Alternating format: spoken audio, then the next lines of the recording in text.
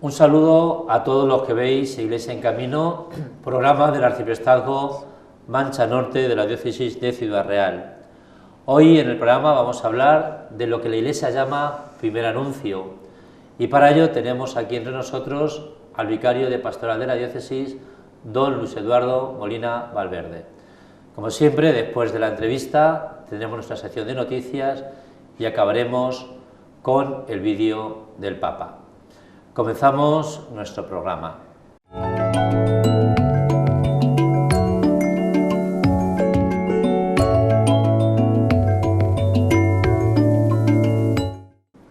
Voy a presentar en primer lugar a Luis Eduardo. Voy a hacer una breve biografía sobre él y él está aquí para corregirme si en algo me he equivocado. Luis Eduardo nació en Manzanares en el año 1978, aunque es natural de Llanos del Caudillo, si no estoy equivocado, es llanero, ¿no? O dicen llaneros a los de Llanos, ¿no? En el año 89 ingresó en el Seminario Diocesano de Ciudad Real y fue ordenado sacerdote en el año 2005, tras completar la formación durante 2 años en el Seminario Diocesano de Madrid. Se licenció en Teología Patrística en la Universidad de San Dámaso, también de Madrid. Empezó su ministerio sacerdotal ejerciendo el sacerdocio en el Arciprestazgo de los Montes. Para que la gente me entienda y que conozca ese arciprestazgo, la zona de Cabañeros, del Parque Nacional de Cabañeros, exactamente en las parroquias de Alcoba de los Montes, de Fontanarejo y de Santa Quiteria, pero de Santa Quiteria del Arciprestazgo de los Montes, no Santa Quiteria del Alcázar de San Juan, que luego la gente se confunde. Y también fue consiliario de la Asociación Apostólica Reina de los Ángeles. Actualmente es profesor del Seminario Diocesano y del Instituto Diocesano de Teología. Es vicario parroquial de la parroquia de Santa María la Mayor, también de Daimiel. Es delegado diocesano de Pastoral Universitaria y desde el año 2021 es vicario de Pastoral de la Diócesis, cargo que lo nombró, como todos los cargos, nuestro obispo diocesano. Luis Eduardo, bienvenido a nuestro programa. ¿En algo me he equivocado? ¿Está bien la...? Perfecto. Bien, a mí me gusta cuando yo por lo menos cuando entrevisto a alguien, después de hacer una breve reseña, porque es bueno que la gente que nos conoce, porque en el arciprestazgo, bueno, a Luis Eduardo lo conocéis mucho porque ha venido a confirmar en muchos de los pueblos del arciprestazgo. Yo creo que casi todos los pueblos casi habrá venido a confirmar ya desde que eres vicario de pastoral. A mí me gusta también como testimonio vocacional que nos cuentes, aquí todo es breve, porque vamos a entrar luego en materia, que es lo que, bueno, sobre todo el tema que queremos hablar. Brevemente, cuéntanos por qué entraste en el seminario. Brevemente. Tendría en torno a 9 años, más o menos, cuando el día del seminario precisamente vinieron a la parroquia, nuestra parroquia de Manzanares, unos seminaristas para hablar del seminario. En un momento de la misa comentaron lo que se hacía allí y a mí me suscitó el interés. Así es que eso lo descubrió el párroco, que me interesaba el seminario y me dijo que por qué no lo intentaba. Es cierto que todavía era pequeño, entonces esperé hasta los 11 años y a los 11 años pues ya hice yo mismo la carta de solicitud. Se lo dije a mis padres, pero bueno, lo tramité yo solo. Y yo en principio no tenía pensado ser sacerdote. ¿Estás con 11 años, 12 años? 11 años, 11 sí. años. En sexto de primaria de LGB de entonces. Yo, no sé, me parecía un lugar como exótico, extraño, pero al mismo tiempo misterioso y atractivo.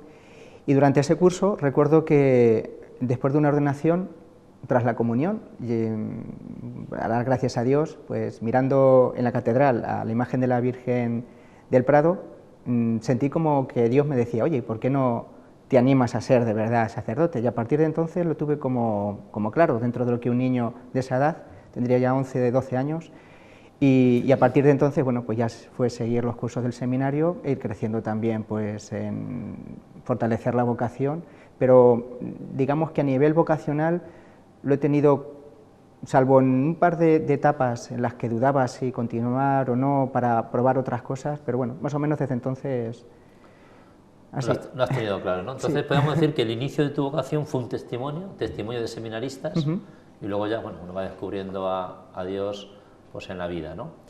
Vale, y para que la gente también sepa lo que significa dos cargos que tiene, porque profesor del seminario está claro, dar clase en el seminario, dar clase en el Instituto de Teología, pero dinos qué significa eso de delegado de pastoral universitaria y qué significa vicario de pastoral de la diócesis, porque sobre todo el vicario de pastoral de la diócesis en nuestra diócesis es algo relativamente nuevo, ¿eh? Explícanos un poquito para que la gente, antes de entrar en la entrevista, sepa qué quiere decir estos dos cargos que tienes en la diócesis. Con relación a la pastoral universitaria, pues consiste en animar, motivar, sobre todo en dos ámbitos concernientes a la universidad. Uno es a los estudiantes universitarios, acompañándolos, ofreciéndoles también espacios para la oración, para compartir la fe y para la formación con un compromiso que ellos como cristianos tienen de poder llevar su fe a su formación académica y formación integral que tienen en este tiempo de preparación tan importante.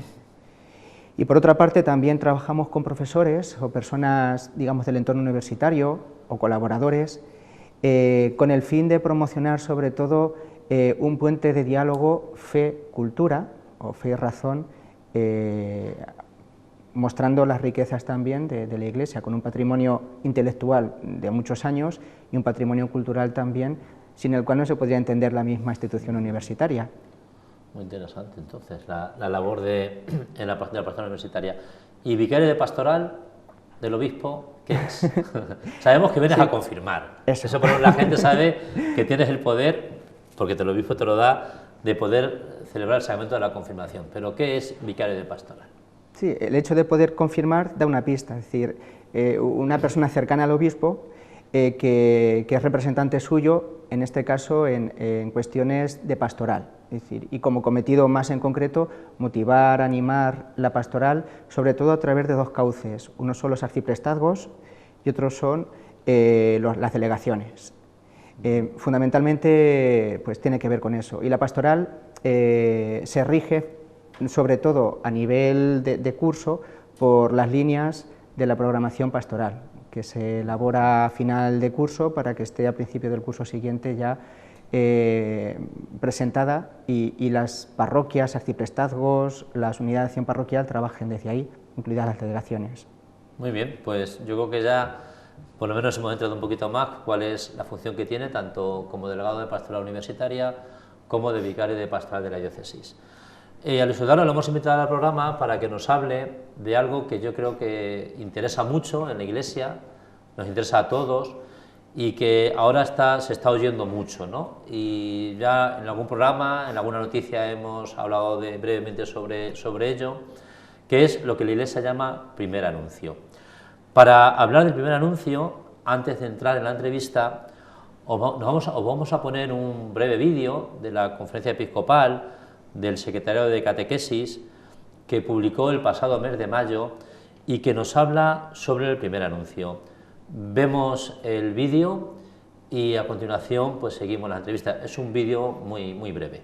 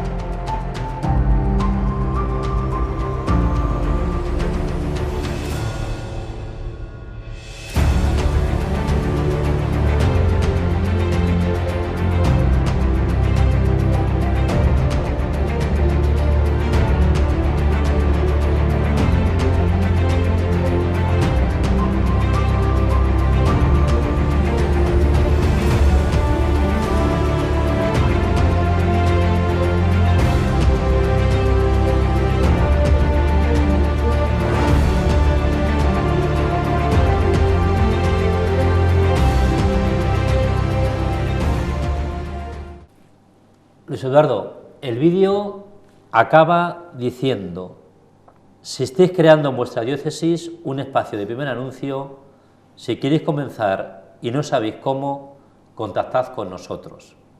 Es una invitación de la Conferencia Episcopal para, primero, para crear espacios de primer anuncio en la diócesis, y si no lo creamos y si no sabemos, que pongamos en contacto con ellos.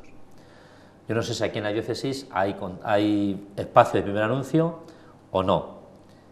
Pero yo lo primero que te quiero preguntar, ¿qué es el primer anuncio? Para que la gente sepa, cuando hablamos de primer anuncio, ¿qué es el primer anuncio?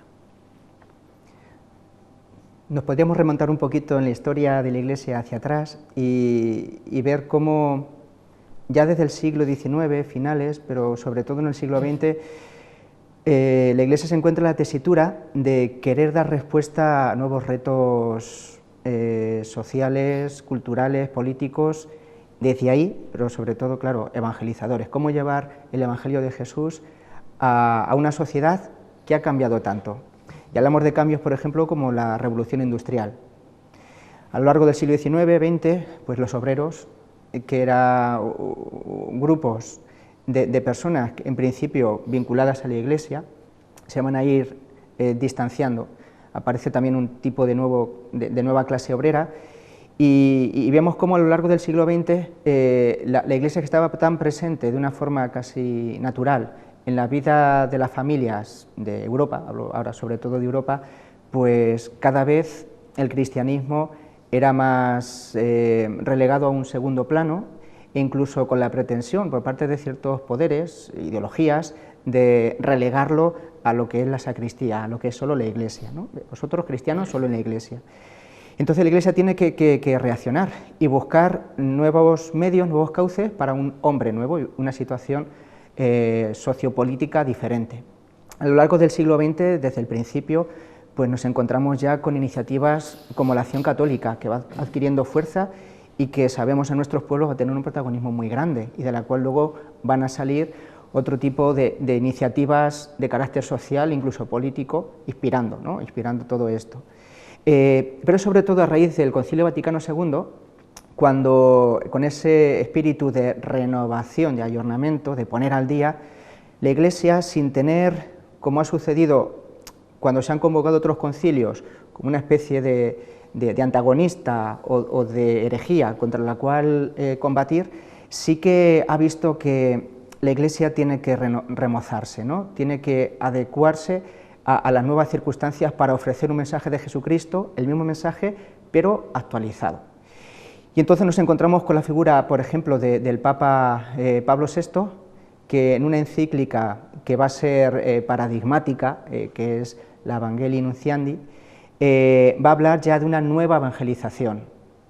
Claro, esto en España pues pilló un poco como todavía, esto en otros sitios puede ser que haga falta, pero nosotros tenemos una sociedad cristiana, de los sacramentos participa prácticamente toda la población, fiestas patronales, etcétera, etcétera.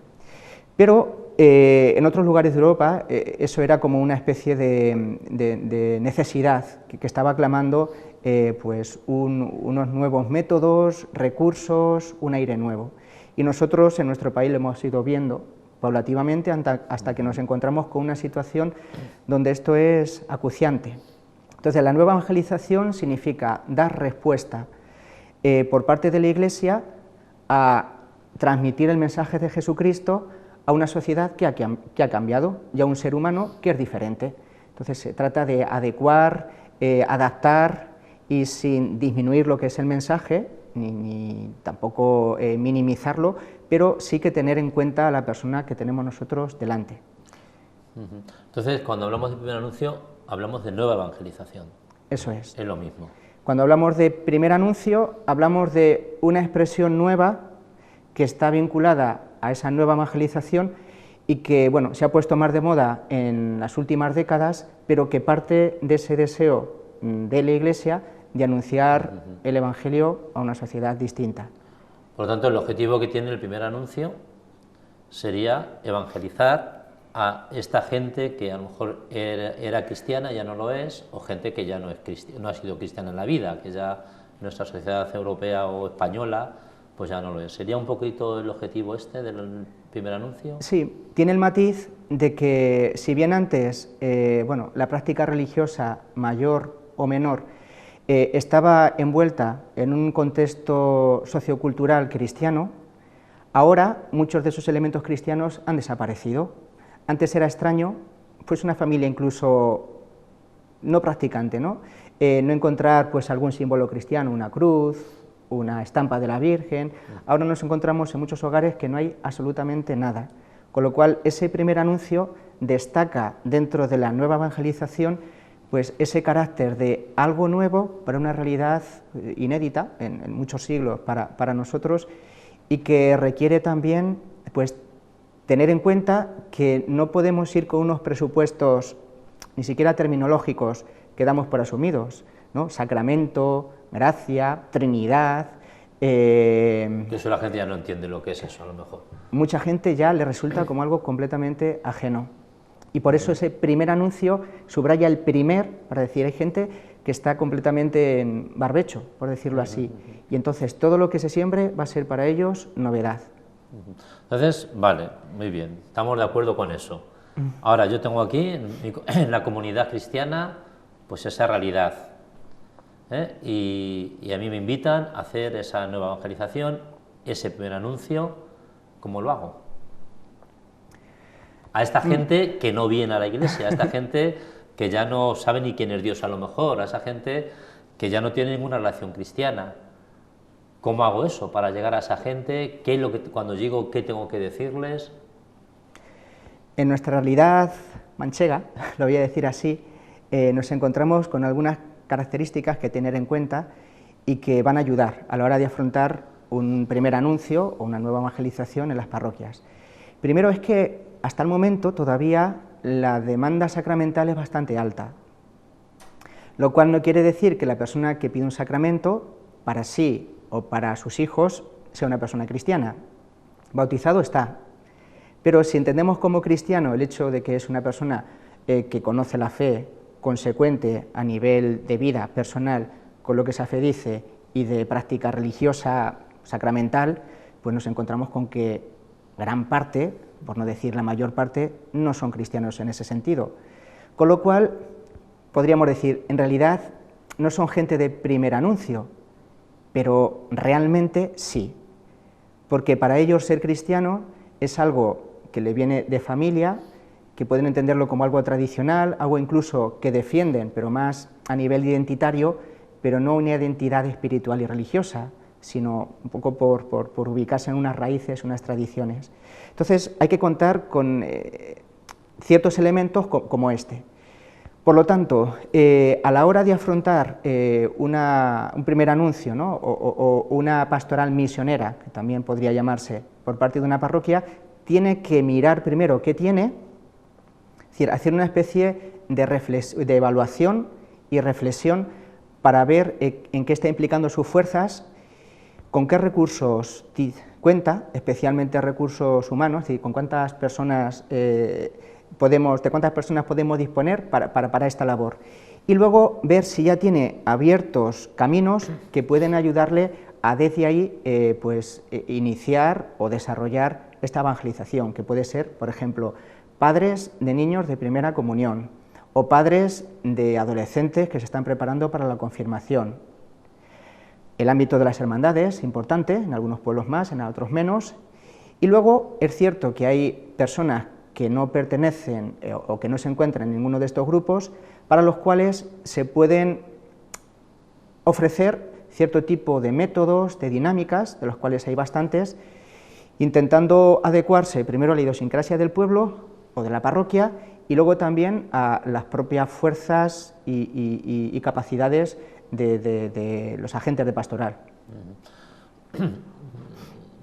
Vale, pero de acuerdo, ¿no? Pero yo digo, padres los tenemos de catequesis, aunque no sean practicantes, gente que esté a lo mejor en hermandades de cofradías, pero esa gente que por lo menos en pueblos ya grandes o ciudades como Alcázar, o imagino que Ciudad Real Capital, tú vienes de Daimiel, que es un entorno más, digamos, más religioso, por lo menos era, imagino que seguirá siéndolo, ¿no?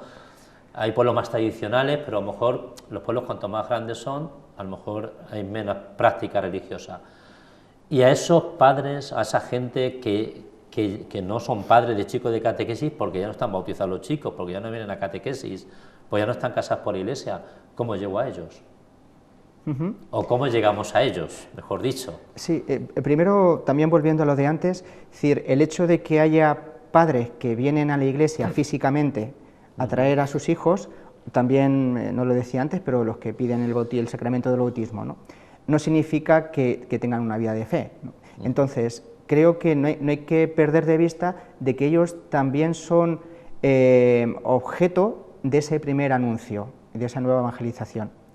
Pero bueno, digamos que al tenerlos ahí es más fácil la convocatoria porque ya podemos buscar recursos para alguien que sabemos que va a venir. Ahora, gente que no viene para nada.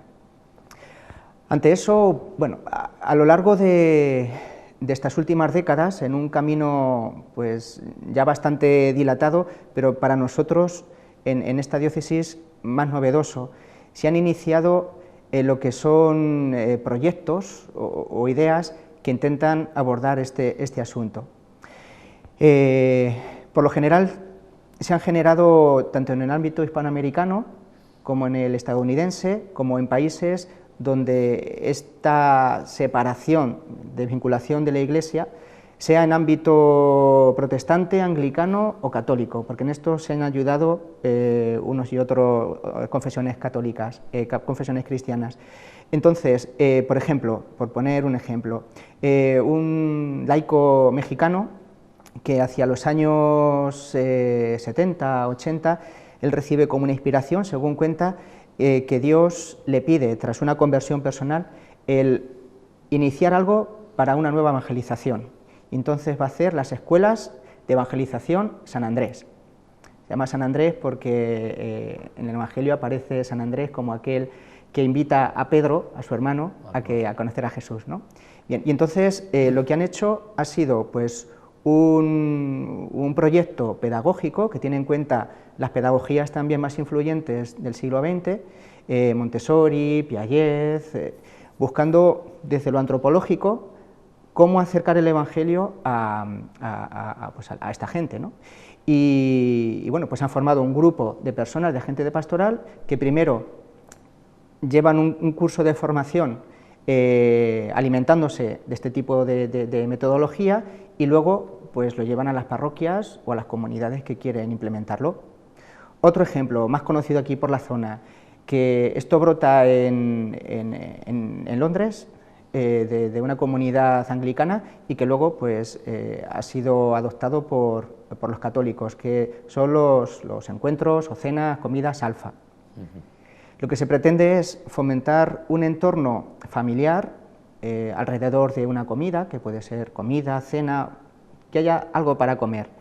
Y a lo largo de la comida y de la sobremesa, el suscitar interrogantes a través de diversos temas, ¿no?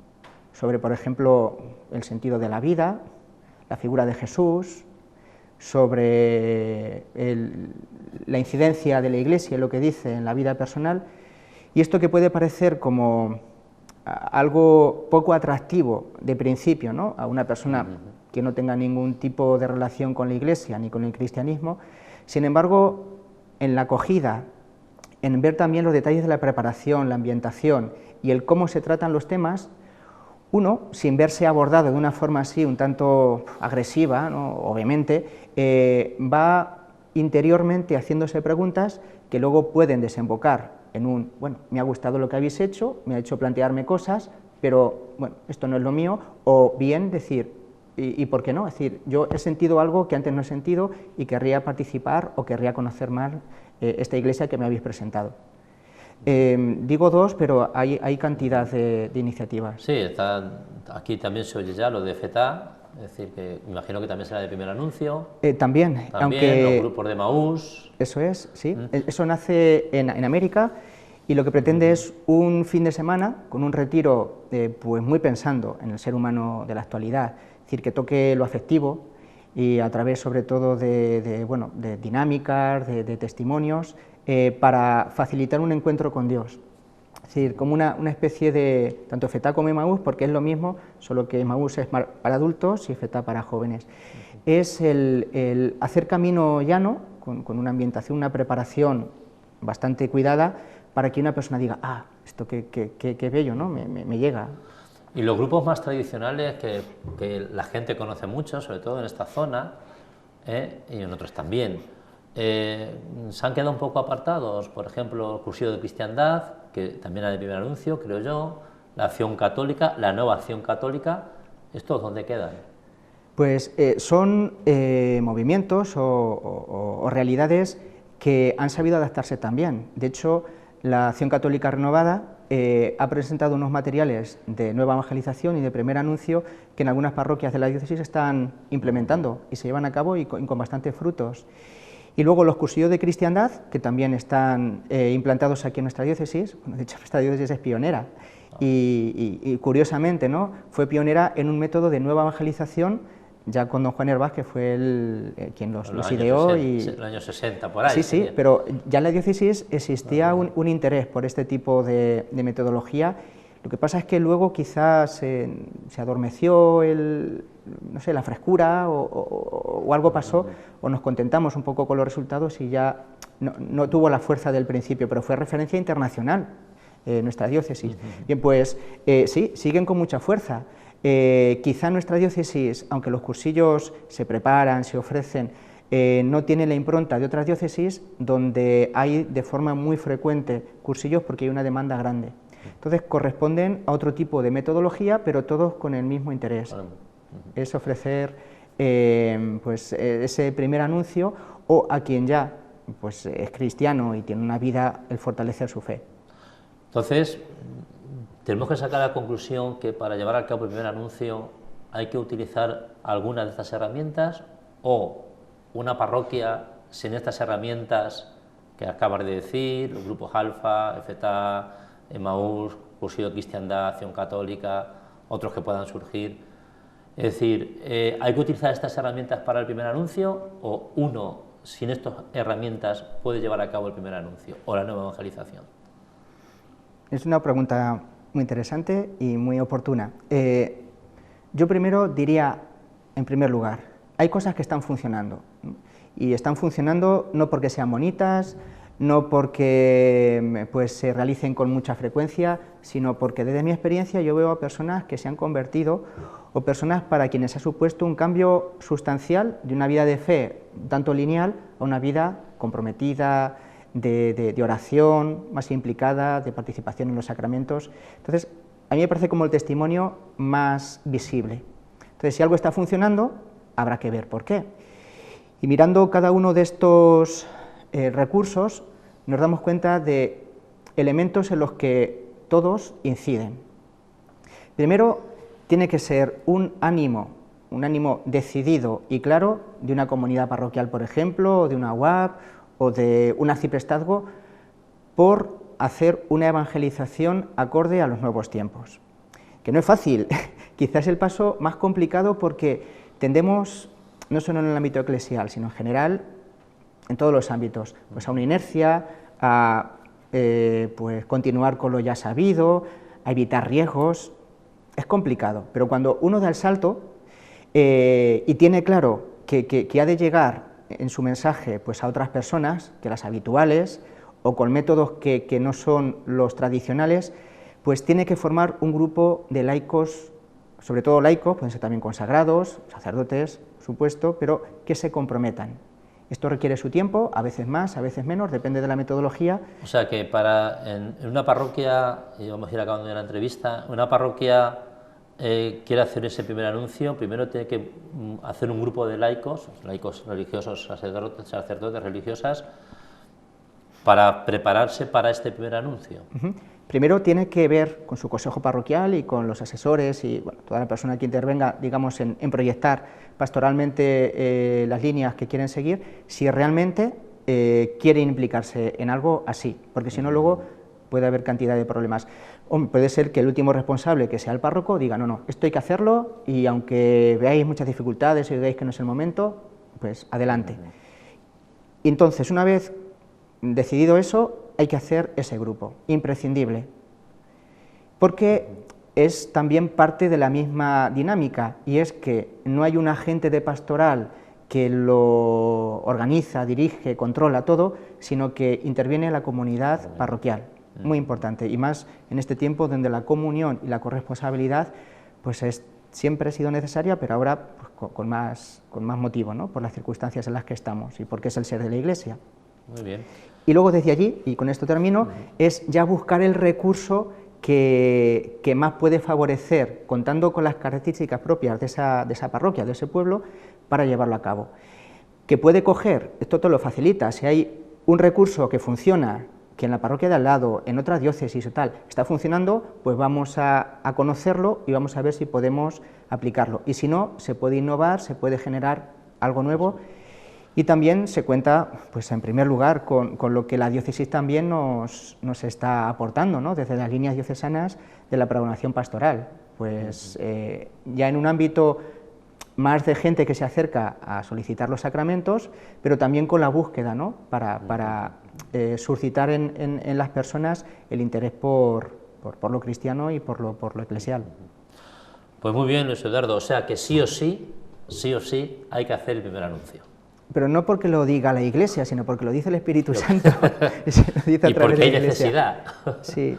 Bueno, pues si quiere decir algo ya, que ya vamos a acabar la entrevista, luego unas noticias breves, si quiere decir algo más a la gente que nos ve sobre el primer anuncio, si quieres animar, pues tienes un minuto para decir lo que quieras a nuestro público.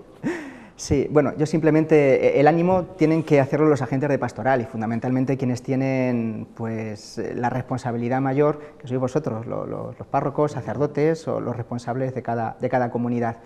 Es una exigencia del Espíritu, como decía, es decir, que es algo que nosotros podremos obviar, podremos dilatar para comenzar, o incluso podremos denostar, pensando que esto es para otros raros.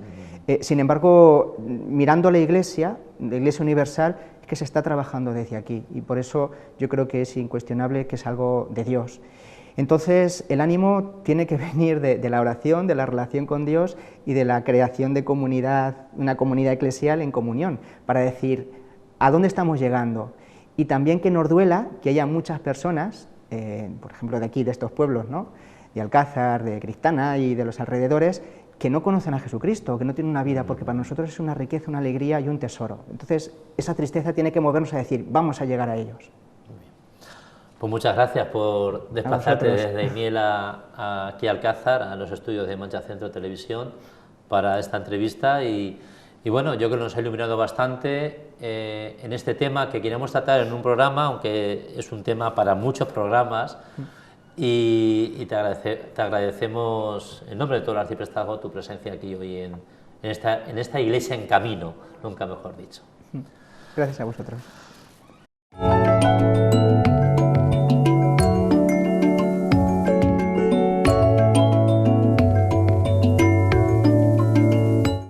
Bueno, pues vamos a comenzar ahora, después de esta entrevista, la sección Noticias. El próximo miércoles 22 de febrero comienza el tiempo litúrgico de la Cuaresma. Como sabéis, es un tiempo litúrgico que nos preparamos para la Pascua. En las distintas parroquias del arciprestazgo organizaremos actividades, oraciones para prepararnos para este acontecimiento.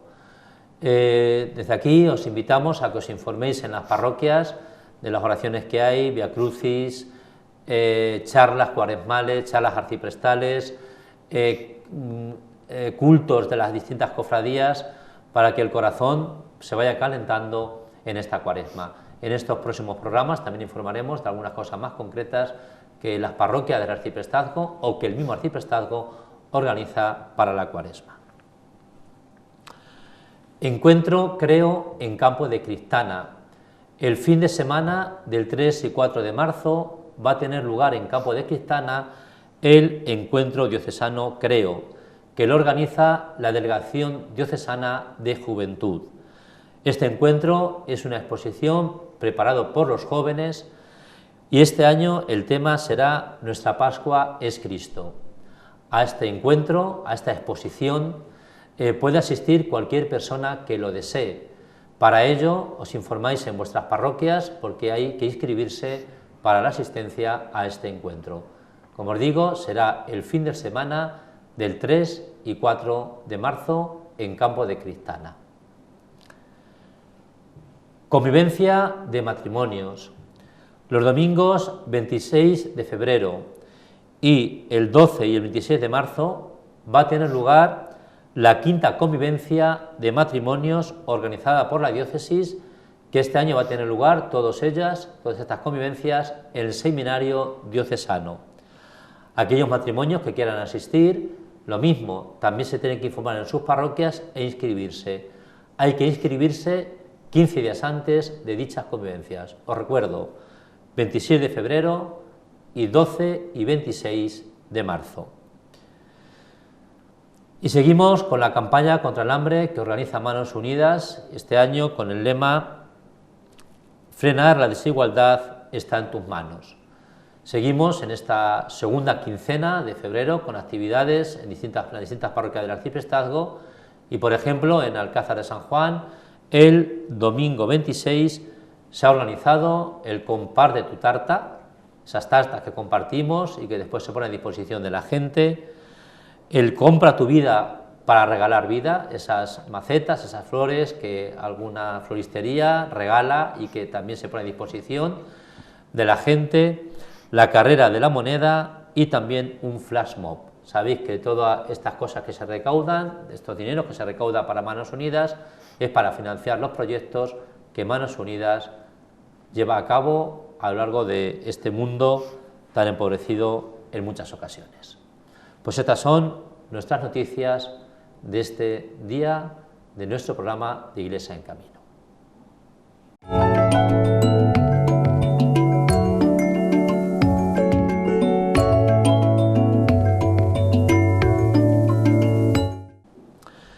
Y acabamos el programa con el vídeo del Papa.